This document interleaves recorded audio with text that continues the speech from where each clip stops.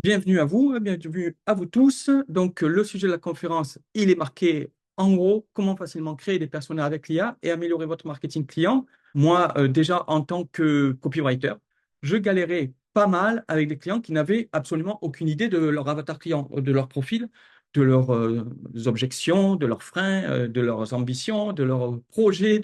Bref, par exemple, quelqu'un qui voulait vendre un programme pour arrêter de fumer bien, il disait, ben, je m'intéresse à ceux qui veulent arrêter de fumer, sans avoir d'informations sur les raisons profondes pourquoi ils arrêtent de fumer. On peut arrêter de fumer parce qu'on tient à sa santé ou parce qu'on veut prendre du sport ou pour ses proches ou pour économiser de l'argent.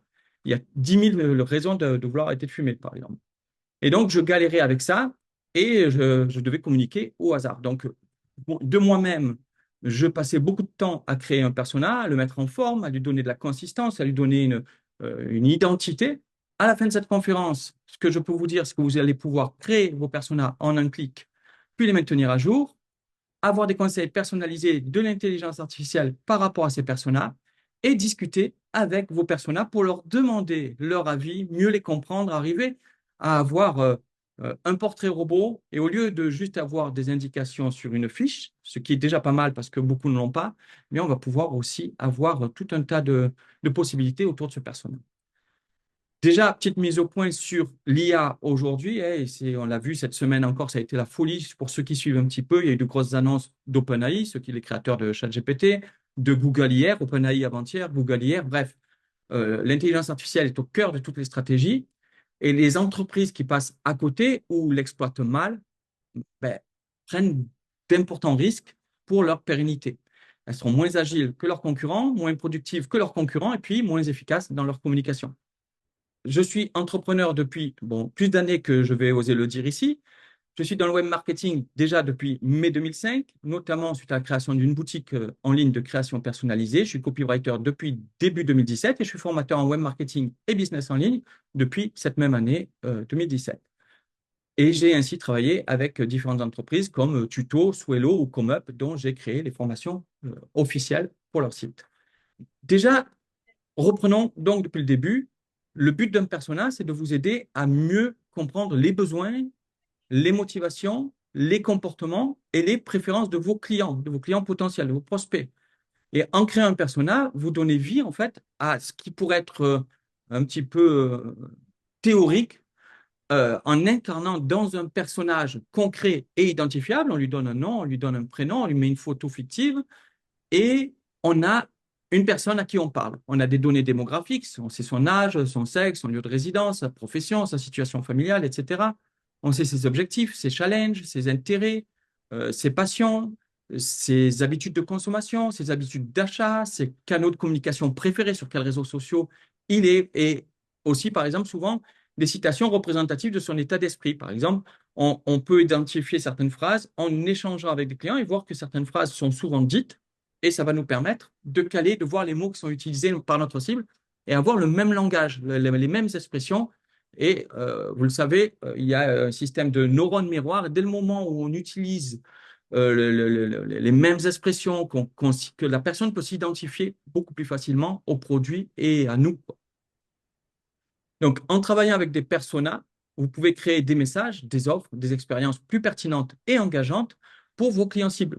Vous améliorez votre compréhension du parcours client hein, à chaque étape et vous pouvez optimiser vos tactiques en marketing à chaque point de contact. À chaque fois que vous avez une communication, un échange avec un prospect, un client, un visiteur, etc., vous pouvez améliorer parce que vous comprenez la douleur et ce que vient rechercher la personne, etc. Là, je suis sur mon compte Eden Persona et c'est ici que je gère les différents personas de mes offres, de mes produits. Ici, par exemple, plutôt que de partir de zéro, je vais partir d'un persona que j'ai déjà et que je vais pouvoir en créer un nouveau, par exemple, pour d'autres étapes ou parce qu'il y a eu des changements dans mon persona ou parce que justement j'ai une autre segmentation de marché, on y reviendra, que je veux toucher. Donc, je vais créer un nouveau, oui, partir de zéro et puis au moins ça permet d'avoir les informations sur le produit et pas partir sans rien.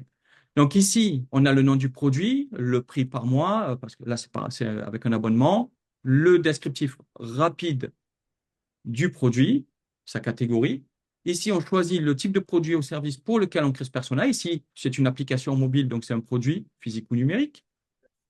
Là, je vais décrire l'offre en question, le produit, pour que l'intelligence artificielle sache de quoi il s'agit, ben, pourquoi je crée un persona.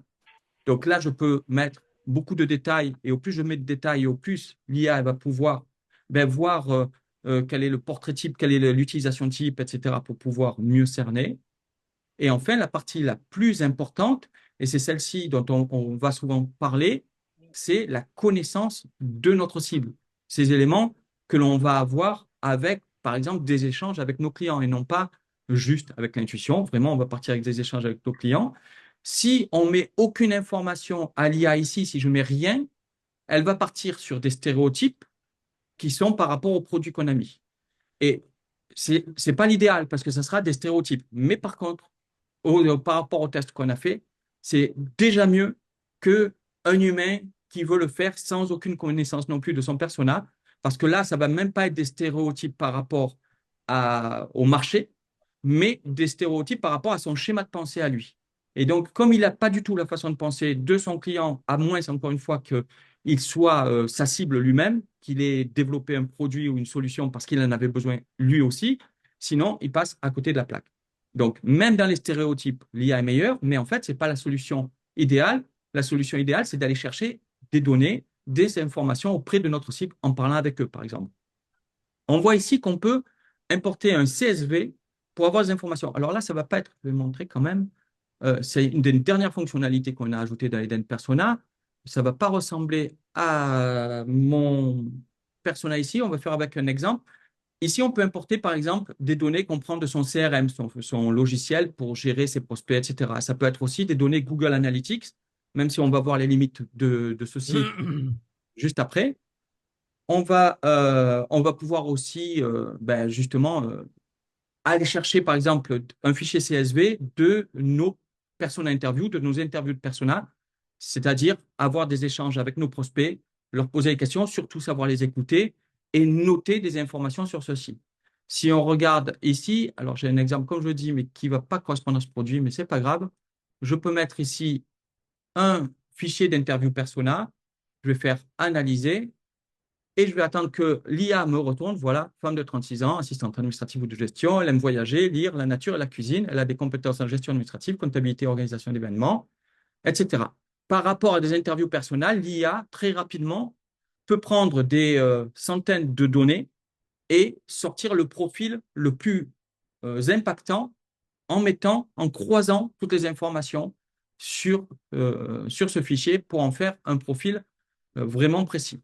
Donc là, on va repartir sur mon descriptif quand même pour le produit Jimmy. Donc voilà, ici, je vais pouvoir faire générer mon persona. Et voilà, donc là, j'ai mon persona qui est créé avec donc une phrase typique qui pourrait dire. Et on a toutes les informations sur sa personnalité, sur les supports qu'il pourrait visiter, les réseaux sociaux qu'il préfère, etc., avec ses objectifs, frustrations, besoins, freins. Pour ceux qui n'utilisent pas les personas, ça permet ainsi d'avoir un profil type de client, de prospect à qui on s'adresse par rapport à notre offre pour améliorer ses conversions. Je pense que vous l'avez compris, on adapte son persona aux différentes étapes. Et c'est souvent négligé.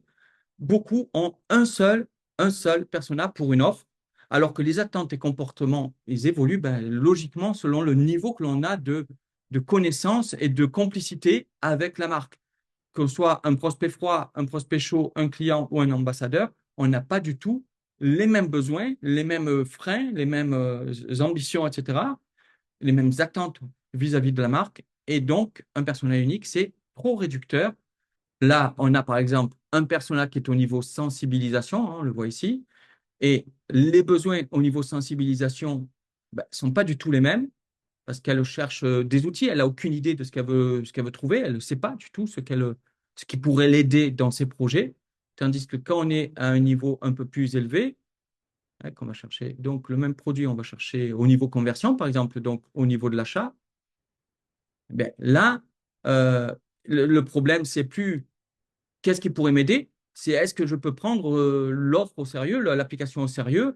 Est-ce que s'il y a pas, c'est pas des promesses en bois? Est-ce que voilà, est-ce que ça vaut le coup de choisir un abonnement à un produit dont je ne suis pas encore certain qui va m'aider?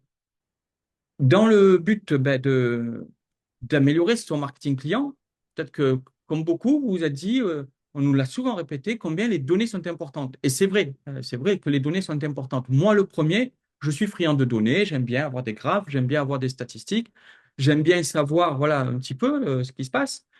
Mais il y a des limites qu'il faut vraiment comprendre quand on essaye de comprendre sa cible. C'est vraiment un sujet crucial, surtout pour les petites entreprises qui n'engagent pas forcément d'études poussées, qui n'ont pas de retour terrain. Hein. Quand on est freelance, on ne va pas embaucher des gens pour faire des études importantes, etc. On n'a que notre. Si on est un petit peu la tête dans le guidon, c'est encore pire. On n'échange pas forcément toujours assez. D'ailleurs, c'est une erreur avec ses clients. Donc, on va peut-être se fier aveuglément aux données. Et si on s'y fie alors qu'elles sont limitées ou trompeuses, ça peut être un problème. Regardons par exemple sur ce graphique. On a des données qui sont envoyées par Google Analytics qui nous dit par exemple que donc là, pour une de nos activités, c'est un cas réel, elle suggère que notre cible principale est un jeune adulte âgé de 19 à 24 ans. Et donc, je peux créer, moi, je veux dire, bon, jeune adulte âgé de 19 à 24 ans, je vais créer une persona dans cette tranche d'âge. OK, ça vous semble logique? Ça vous semble logique? Levez la main pour me dire si ça vous semble logique de dire 18-24 ans, c'est mon persona, il a beaucoup plus. À la limite, 25-34 ans, allez, je pourrais dire 18-34 ans. Ça serait un peu large, mais voilà, ça serait ce qui me pousserait à choisir ça. Ça pourrait sembler vraiment logique, mais je vais vous montrer pourquoi cette interprétation, elle est gravement trompeuse. Nous, on a une interaction directe et personnelle avec nos clients. Avec tous les clients, là, les mêmes données sur lesquelles sont prises les données Google Analytics. Et grâce à cette proximité, on connaît bien notre clientèle. Et elle a en réalité une moyenne d'âge de 39 ans. Les moins de 35 ans sont en fait très minoritaires dans cette offre-là. Donc pourquoi il y a un tel écart entre la réalité de l'offre qui est analysée avec Google Analytics et ce que donne Google Analytics? Eh bien, en fait, on va pouvoir le voir quand on va chercher le tableau à l'origine des données. OK, là, vous voyez, hop, je vais m'enlever de devant. Vous voyez dessous le tableau à l'origine de ces données. Et on voit que 18-24 ans, OK, c'est 28, 25-34, 25, etc. Mais on voit surtout qu'on a ici inconnu, un unknown, avec 249 dont on ne sait pas la tranche d'âge. Donc, du coup, 249 dont on ne sait pas la tranche d'âge, et ça peut être pour plein de raisons. Hein. Ça peut être parce que il y a le RGPD déjà qui limite la collecte de données, hein, puisque tout est anonymisé, etc. Il y a des utilisateurs qui n'utilisent pas de compte Google lorsqu'ils vont procéder à l'achat. Il y a d'autres qui vont refuser des cookies. Donc, il y a plein de raisons, en fait, qui font que Google n'arrive pas à savoir en réalité à quoi ressemble réellement la personne. Donc, du coup, il va nous sortir des données par rapport au peu qu'il connaît, mais qui est une fraction minuscule. Hein, on voit vraiment que c'est minuscule par rapport au nombre unknown. Et du coup, comme il y a beaucoup d'inconnus, ben, en réalité, notre clientèle, elle est là, dans inconnu et pas du tout dans les personnes connues. En grande majorité, ça représente une petite fraction des clients sur la période qui a été analysée donc par Google Analytics ici. Donc, si je me fie aux données, ben, je me lose complètement.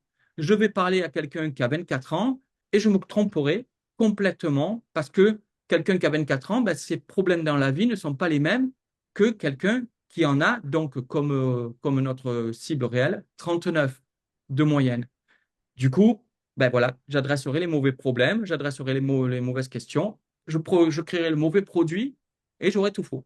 L'idéal, c'est vraiment de parler avec ses prospects, avec ses clients. Ça, c'est vraiment le parfait exemple de comment le manque, les volumes de données, les réglementations actuelles, etc., ça peut vraiment introduire des biais et que quand on prend en automatique des données, eh bien, on peut avoir de très mauvaises surprises. Si on avait pris ces infos au pied de la lettre, voilà, on se serait complètement planté. Donc voilà, toujours recouper les données digitales avec une vraie compréhension profonde de vos clients réels et de ne pas vous fier à des données qui sont imprécises. Alors, je ne dis pas qu'attention, que les données ne sont pas extrêmement utiles. Elles sont utiles, mais elles doivent être interprétées avec prudence et toujours complétées par une connaissance directe, une connaissance approfondie de vos clients. Sinon, vous risquez de vous égarer complètement et d'investir beaucoup d'argent, de ressources. Autre point vraiment important, c'est de vraiment mettre à jour votre persona régulièrement avec les données du terrain. Ensuite, comment maximiser l'impact de chaque contenu? Je l'avais un peu survolé et campagne grâce à son persona. Donc, vous en parlez, vous mettre à l'instant de vous mettre dans la peau de votre persona au moment de prendre des décisions, eh bien, c'est vraiment la base. Et en tant que créatif, et d'autant plus si vous êtes seul, il faut recentrer le débat, il faut recentrer la conversation. Il ne faut pas parler de vous, il faut parler de lui, il faut parler de sa douleur, il faut parler de ses besoins, il faut parler de son approche, de ce qui compte pour lui, de ce qu'il voit de la vie, ce qu'il peut imaginer. Et une fois qu'on se projette tout ça, c'est vraiment se dire, est-ce que ce que je fais, est-ce que ça lui parlerait? Est-ce que c'est en phase avec ses attentes? Est-ce qu'au moment où je parle avec lui, donc dans le parcours client, est-ce que c'est vraiment ce qu'il a besoin de savoir? Est-ce qu'il a besoin de savoir que mon offre vaut 45 euros alors qu'il ne sait même pas s'il a besoin de mon offre?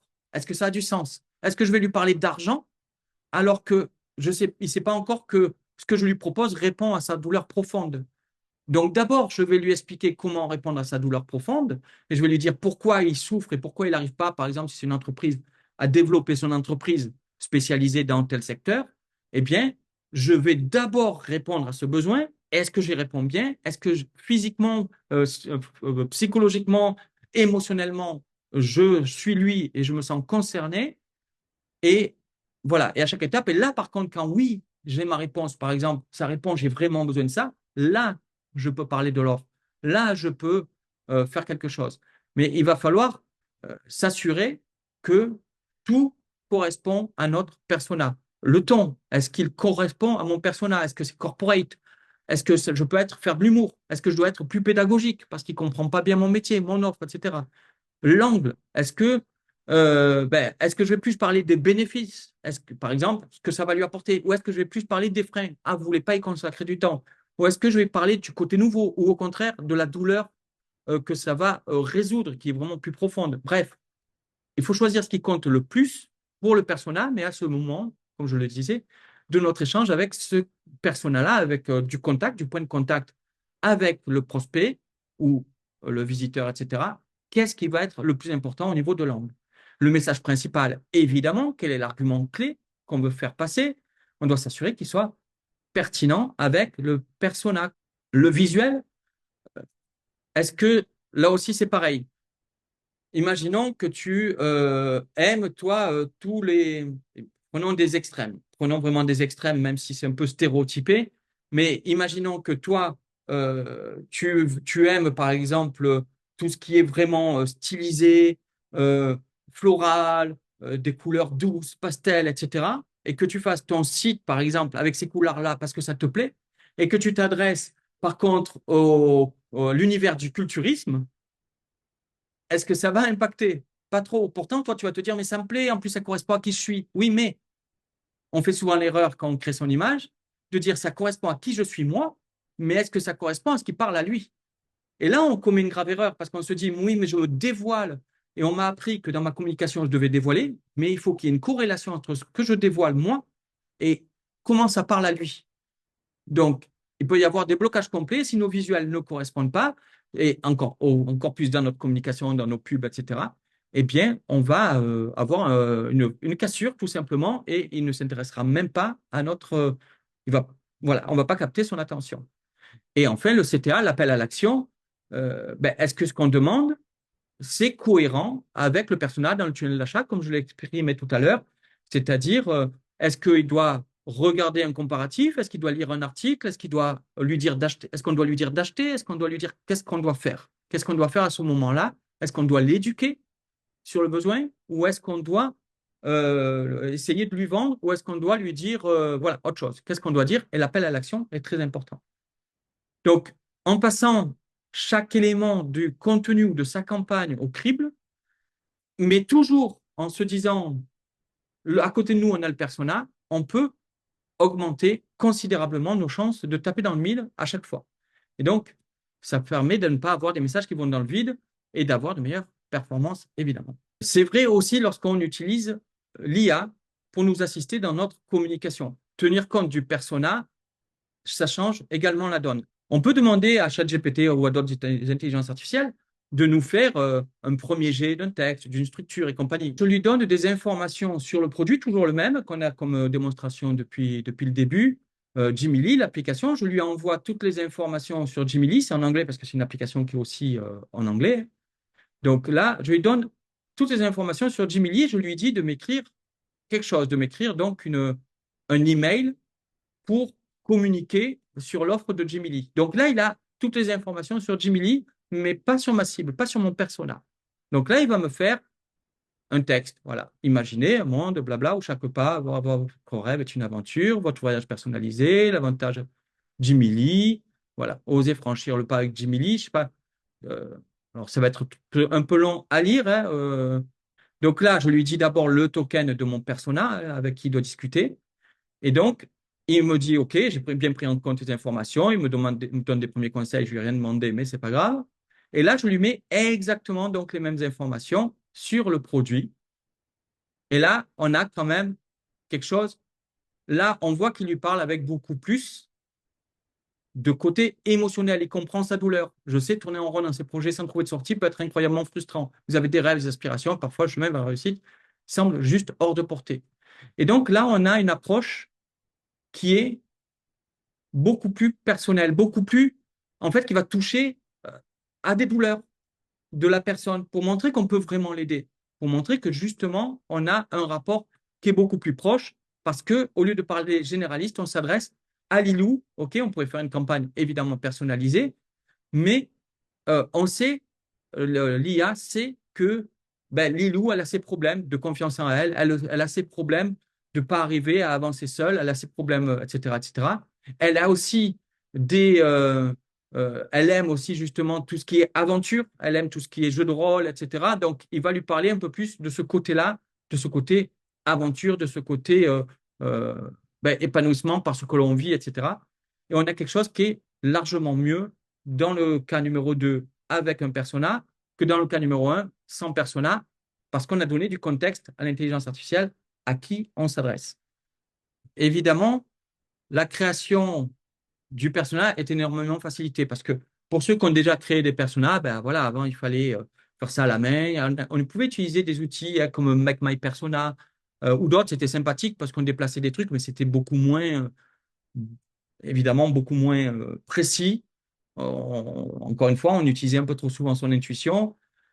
Et on n'avait pas, voilà, là on a la photo du persona, plus on donne d'indications justes sur le profil client et plus l'avatar est précis et juste, ça c'est vraiment le plus important, tout en se méfiant, encore une fois, bien sûr, des stéréotypes, mais c'est vrai aussi lorsqu'on crée son persona à la main et qu'on a une vague idée d'à quoi ressemble notre client. Donc ça, se méfier des stéréotypes, c'est pas spécifique à l'IA, c'est spécifique à la création de persona en général.